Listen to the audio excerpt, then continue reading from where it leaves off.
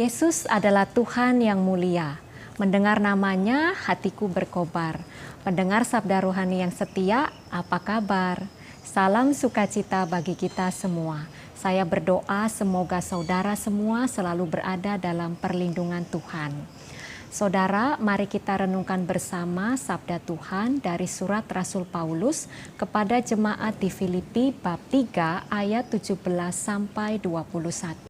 Saudara, di zaman yang semakin tidak karuan ini, kita seharusnya menjadi tertantang untuk dapat memiliki gaya hidup yang bisa menjadi teladan bagi orang lain.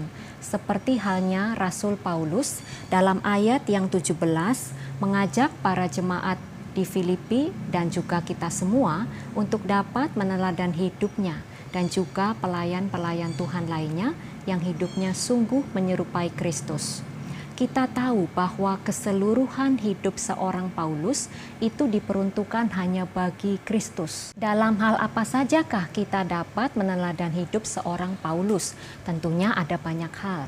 Contoh, kita bisa meneladan dalam hal kasih, dalam hal ketulusan hatinya, dalam hal tingkah lakunya, dalam hal perkataannya, dalam hal kejujuran. Seharusnya kita sebagai pengikut Kristus juga bisa meneladan gaya hidup seperti seorang Paulus. Akan tetapi di ayat 18 dikatakan bahwa masih banyak orang yang hidupnya sebagai seteru atau musuh salib Kristus. Seperti apakah orang-orang yang hidupnya itu sebagai seteru atau musuh salib Kristus? Kita lihat ayat yang ke-19. Dikatakan oleh Paulus, Tuhan mereka ialah perut mereka. Ini berarti orang-orang yang gaya hidupnya seperti musuh Kristus itu adalah mereka yang fokus hidupnya hanya untuk memuaskan selera-selera jasmaninya saja. Istilahnya prinsip hidupnya itu adalah hidup untuk makan. Jadi maunya itu makan enak, dan makan enak. Hanya untuk mengenyangkan dan memuaskan selera jasmaninya. Lalu yang kedua dikatakan kemuliaan mereka ialah aib mereka. Mereka yang hidupnya sebagai seteru atau musuh salib Kristus adalah mereka yang tidak malu-malu justru bermegah atas segala dosa yang telah dilakukannya. Mereka tidak sungkan lagi menceritakan segala dosanya kepada sesama dan mereka bahkan tidak punya rasa penyesalan sama sekali. Kemudian dikatakan pula oleh Paulus bahwa orang-orang yang hidupnya sebagai seteru salib Kristus adalah orang-orang yang pikirannya semata-mata tertuju kepada perkara duniawi. Maka mereka yang dikatakan sebagai seteru atau musuh salib Kristus adalah orang-orang yang hidupnya tetap atau masih dalam dosa. Orang-orang yang tidak mau memikul salibnya. Dalam arti ketika mereka menemui penderitaan, kesusahan atau kesesakan, mereka segera marah kepada Tuhan dan meninggalkannya.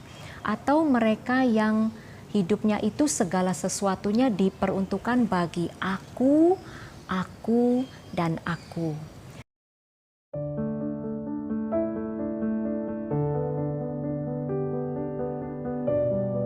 Saudara, ketika kita memandang salib Kristus, kita akan merasa ngeri dan sekaligus takjub.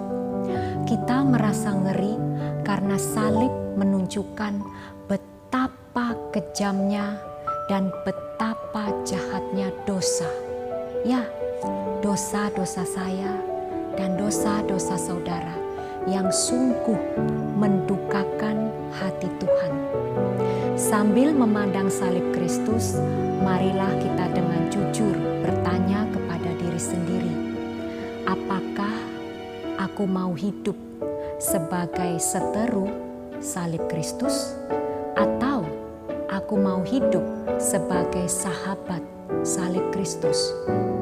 Manakah yang aku pilih? Kekekalan atau kebinasaan?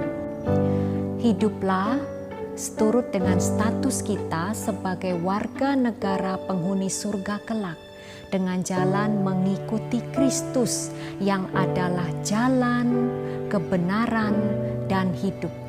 sekali lagi saya katakan, kita harus mengikuti Yesus yang adalah jalan, kebenaran, dan hidup.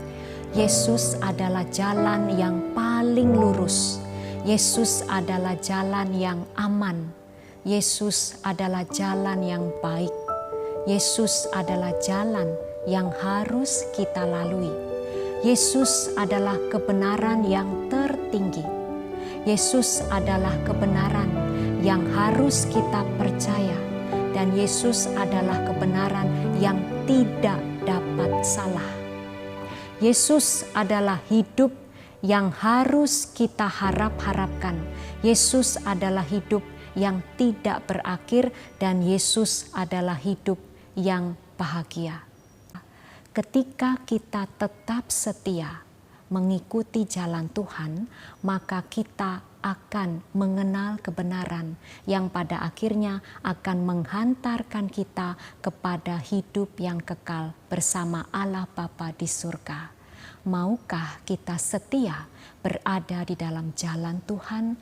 Semoga Tuhan Yesus memberkati kita semua. Amin.